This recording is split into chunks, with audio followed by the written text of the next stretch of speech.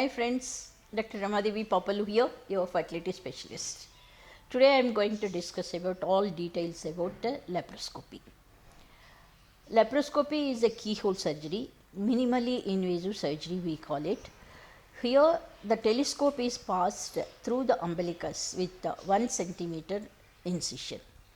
If it is diagnostic, only 2 incisions will be there, one inside the umbilicus and another suprapubic region. This will be only 0.5 centimeter. Umbilical will be 1 centimeter and suprapubic is half centimeter. Suppose if we are doing surgery, laparoscopic surgery, then we have to put another one more port, that is also usually 0.5 centimeters. So with 3 incisions we can do the diagnosis as well as surgery. So in laparoscopy it can be diagnostic. Sometimes if it is necessary, that can be converted into operative laparoscopy, because there is no use of just diagnosing. If there is a problem, immediately we must be able to solve. So whenever we are planning for laparoscopic surgery, we always advise to the patient, we do the diagnostic laparoscopy. Suppose if we find any treatable pathology inside the abdomen, then we proceed in the same sitting for the operative procedure. So we take consent for both diagnostic as well as operative. So what are the conditions we can diagnose through laparoscopy? Laparoscopy is like if somebody knocks your door, instead of opening door, you can even see who is there outside the door through peephole. This laparoscopy is exactly like that. So when we are peeping through laparoscopy, we observe the uterus, tubes, ovary, pelvic floor, bowel, omentum. So any problem, any of these areas we can easily diagnose.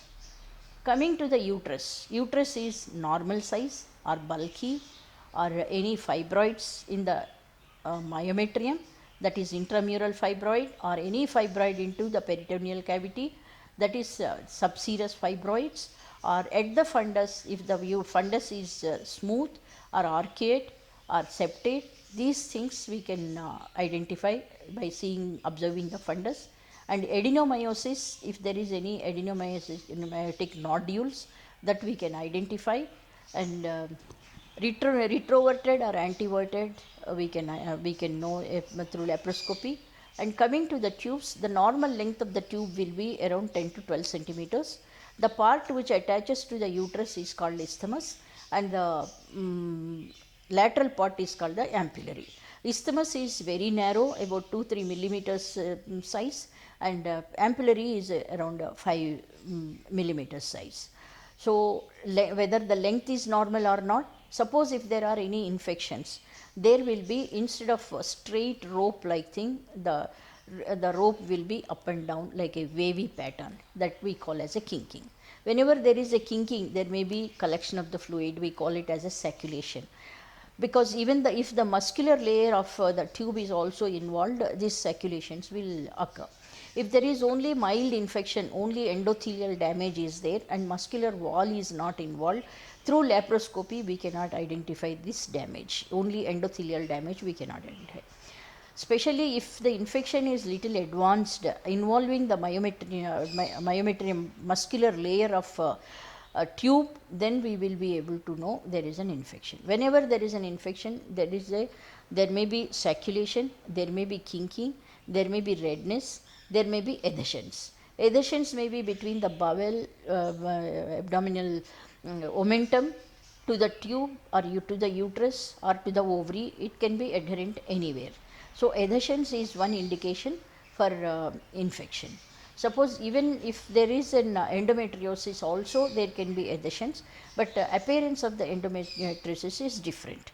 In endometriosis, there will be red spots at various points. If it is old endometriosis, sometimes it will be white spots. If there is a doubt, we take the biopsy from that white spot and send for the histopathological examination.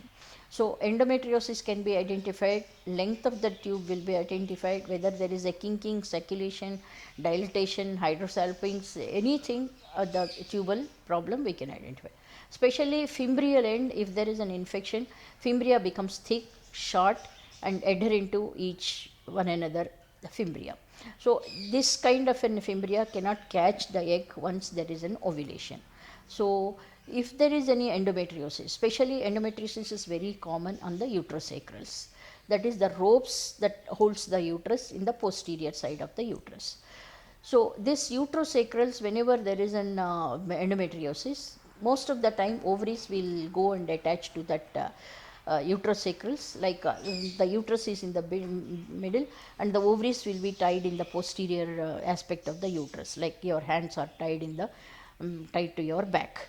So this is very common with uterosacral endometriosis. Sometimes we can even find out the chocolate cyst and the size of the chocolate cyst, and if there is a, so we can know about the ovarian volume, ovarian capsule thickness, rugae are normal or abnormal, tubal problem, tubal length, tubal infection, tubal kinking, tubal endometriosis, fimbrial damage, and any adhesions in between one organ and another other organ. So we can find out so many details through laparoscopy. Suppose if we find any problems like subserous fibroids we can remove, intramural fibroids we can remove, and any adhesions we can release, and endometriosis fulguration can be done, and chocolate cyst can be drained, and if there is a PCO, that is a polycystic ovarian disease or syndrome, the volume of the ovary will be thick and the capsule surrounding the ovary is very thick. So we can cauterize multiple points. Suppose ovary is round like this, we put multiple points current, about 15-20 points depending upon the volume of the ovary. And only thing we have to keep it in mind is we should not overdo that, so that ovary will go atrophic and polycystic ovarian disease will become a poor responder. So that should not be there. One has to take care regarding this aspect. Or while doing that, we even can see the laparoscopy and see how much we have cauterized, how many follicles we have destroyed. So many surgical procedures we can do, diagnostic as well as the surgical procedure. Because even like IVF, there are so many advanced equipment and techniques in the laparoscopic surgery also. Not like olden days, people need to worry about the internal organ injury or overbleeding, all those things. With all the new equipment, we are not facing any problem with the laparoscopic surgery. So especially for PCOD patients who are PCOD, we divide into mild, moderate and severe. And severe PCOD cases, laparoscopy gives the best results, because in mild and moderate we can correct the problem PCOD with the medicines by inducing medicines and anti-oral diabetics. But severe PCODs, they don't respond with the medicines, they definitely need surgery. So instead of wasting time giving medicines for such patients, so whether the person is a severe PCOD or not, we can conclude by scanning as well as the AMH level. If the AMH is about 10, 12, 15, 16, in those cases belong to severe degree of PCOD. We can subject these patients directly to laparoscopic surgery, reduce the volume, so that when we give medicines ovulation induction, very easily through that weak points where we have put current, ovulation is possible. So with the modern surgical advent, the possibility of infection, because if we follow 100% aseptic precautions, infection will not be there. And if you are technically expert, any injuries to any other part of the bowel, like bladder, bowel, ureter, all these problems we can avoid, and surgery becomes so easy. Patient can, after surgery, same day or next day morning, patient can be discharged. So that's why we call it as a minimally invasive surgery. Hospital stay will be shortened, and bleeding will be less, infection will be less, and comfort to the patient. Pain, post-operative pain is also very less. So these are all the advantages with the laparoscopy.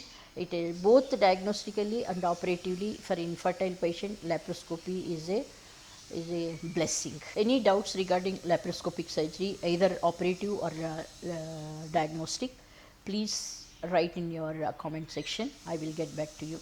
Okay, thank you.